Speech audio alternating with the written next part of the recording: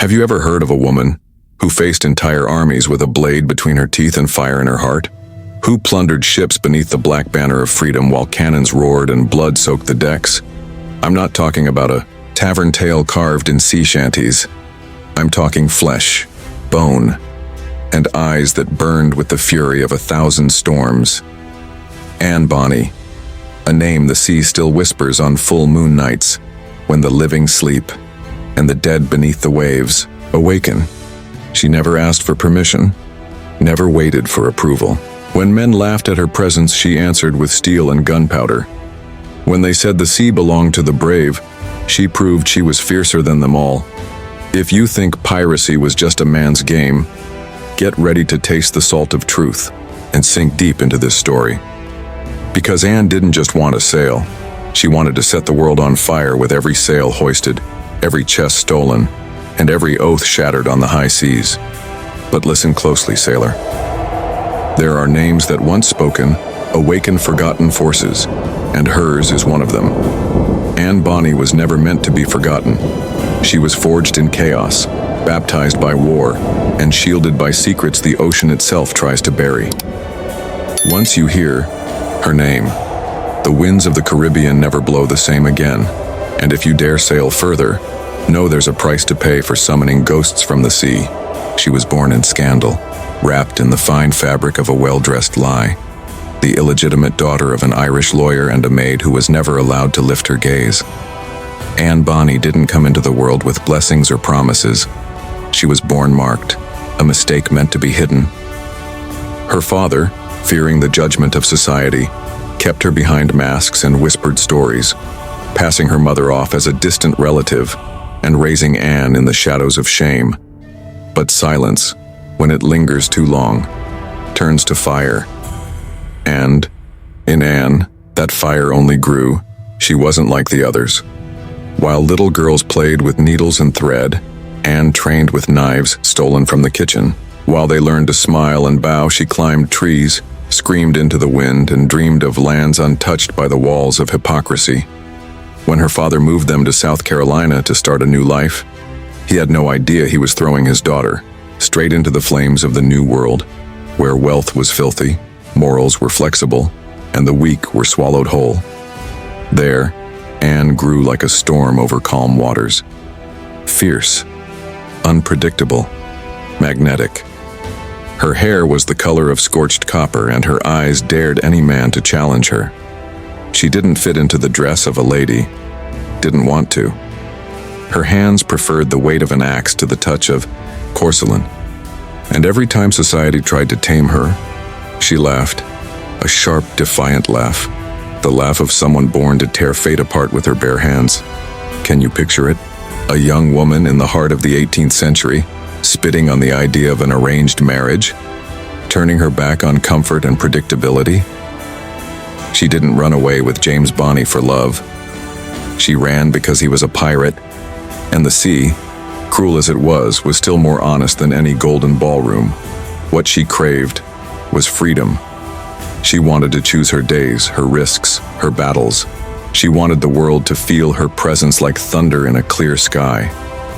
But fate, oh fate, is a ruthless captain. Anne had no idea that James, the man who vowed to sail beside her, would soon sell his soul to the crown, becoming an informant, a traitor, a rat among sharks. And in that moment, when love revealed itself as a lie, she made her final choice. She cut the ropes, burned the bridges, and dove headfirst into piracy. Not as a companion, but as a legend in the making. But oh, sailor, that was only the beginning. Because the fire that burned inside Anne Bonny was destined to ignite empires. And what she would find on the waters of the Caribbean would carry her name through centuries as a forbidden whisper in the mist of the sea. Anne and James set sail for the Bahamas, but they weren't seeking peace, they were chasing promises. Back then, Nassau wasn't just a pile of houses on hot sand. It was the beating heart of piracy in the New World. A haven for renegades, traitors, captains, and scoundrels. There, black flags danced in the wind, and the law was written in gunpowder and blood. But while Anne felt the taste of freedom fermenting in her veins, James Bonny proved to be made of fear and greed. For a handful of British coins, he betrayed names, roots, even old comrades. She watched him silently, eyes like embers, fist clenched. She knew that betrayal was the most unforgivable sin among pirates. And there, between barrels of rum and maps marked with crosses, she made her decision. She severed ties with the man who once sailed by her side and plunged alone into the fiery belly of chaos. It was in this abyss of choices and risks that Anne met him, Calico Jack Rackham. The captain with extravagant clothes, thief's eyes, and a hangman's smile. Two souls broken by the world, who upon meeting reignited the thirst for war. Under the moonlight, amid the scent of salt and gunpowder, a bond was born, forged in desire, fury, and freedom. Jack saw in her more than a woman. He saw a hurricane, and she saw in him a flame that burned differently from the rest. Together, they were gunpowder and sparks. Anne shed the name Bonny, as if tearing the skin from a useless past. She buried her fear in the sands of Nassau and was reborn. To join Rackham's crew, she dressed as a man, and for a while, even the sharpest eyes were deceived. But not for long, because when the blade sang and the shots flew, Anne was impossible to ignore. She wielded the saber with the fury of 1,000 shipwrecks, commanded sailors with the voice of someone born to lead. And when she took an enemy ship, she did so with such ferocity that even the wolves of the sea trembled. She no longer needed to hide. She was feared, respected, and anyone who dared laugh at her presence learned in the hardest way the cost of arrogance. Would you have the courage to sail by her side, to leave the solid ground, comfort and safety behind, and face the open sea with nothing but steel in your hands and fury in your eyes? To board ships full of royal soldiers to challenge flags of empires with a crew forged in mud and sin? Anne did. And every battle she fought wasn't just against her enemies. It was against the fate they tried to impose on her since birth. But the sea doesn't like solitary wanderers. And it was during one of these adventures, as they plundered a French merchant ship off the coast of Jamaica, that Anne met another lost soul. One who, like her, wore men's clothes to hide among the brave. Her name was Mary Red.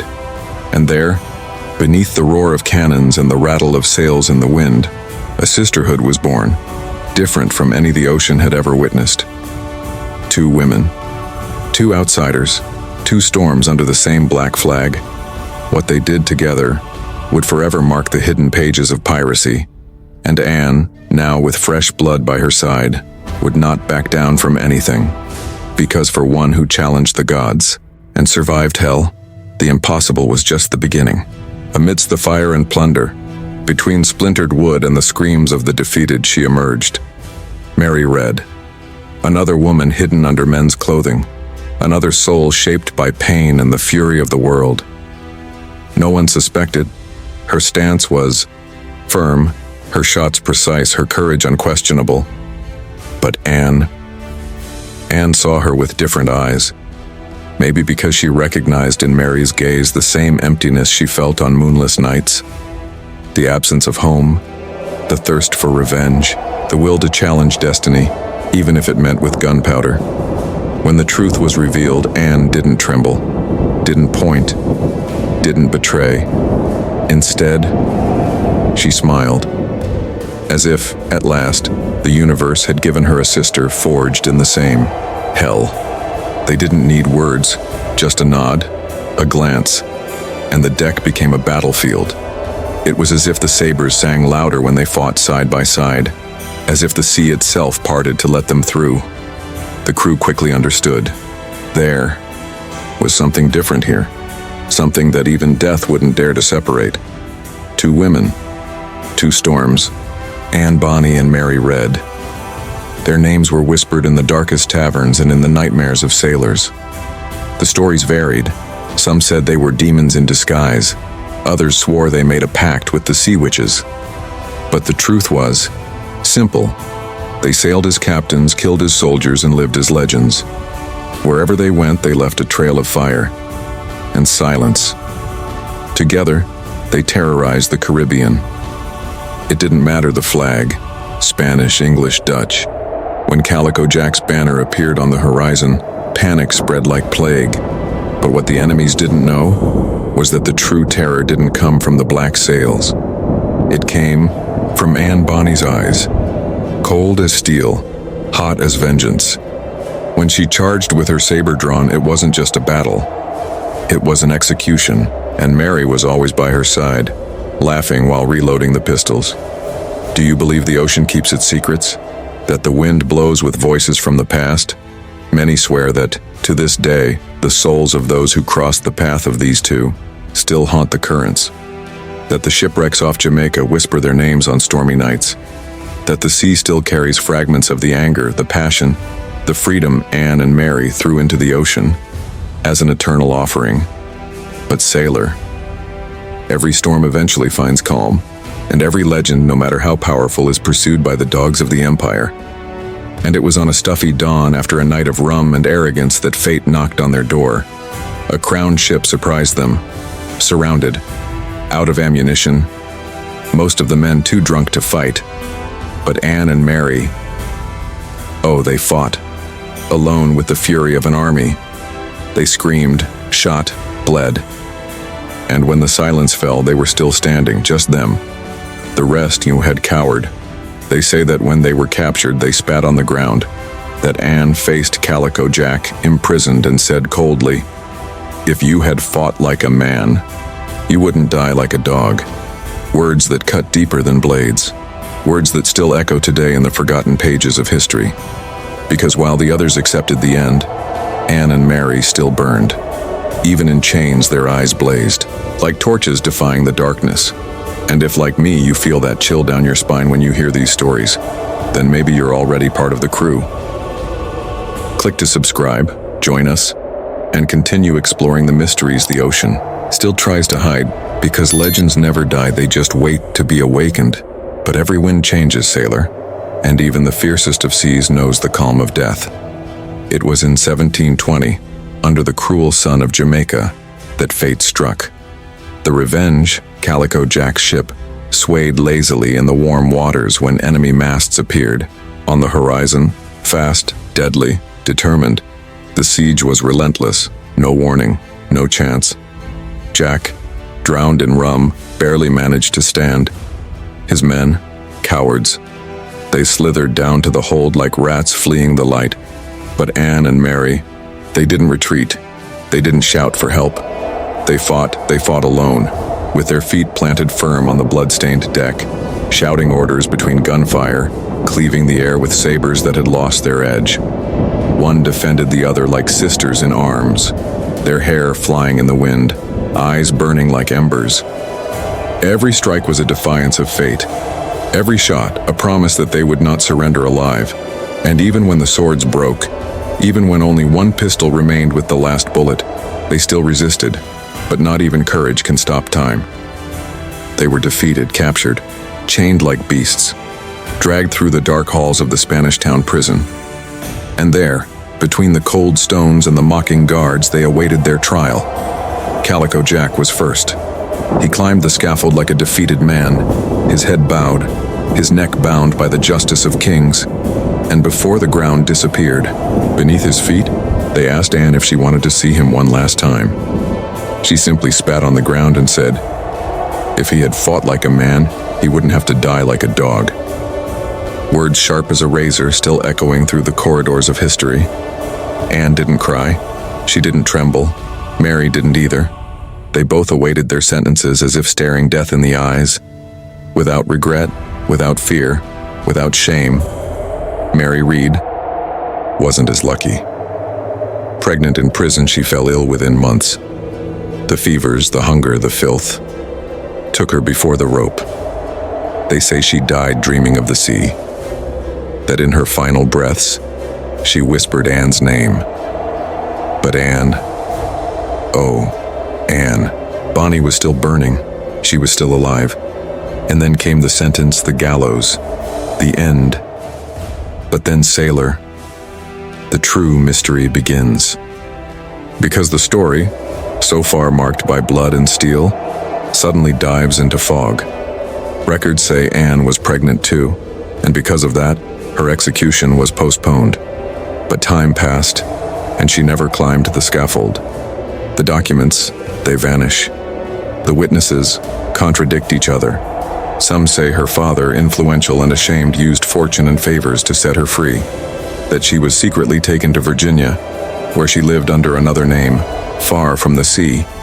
Others tell a darker tale, that Anne, alone in her cell, made a pact with the ocean itself, that she offered her soul in exchange for eternal freedom, that the sea, the very same sea that created her, strengthened her, destroyed her, accepted the deal, and that on that night, as the rain fell like tears from the heavens, she disappeared, without a trace, no body, no rope, just silence. There are those who swear they've seen a woman with flaming hair on ghost ships off the coast of the Bermuda Islands.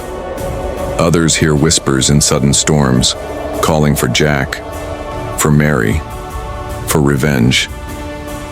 And some older fishermen say that if you sail, alone under the full moon and the wind suddenly shifts, Anne Bonny might appear on deck, neither alive nor dead, just eternal.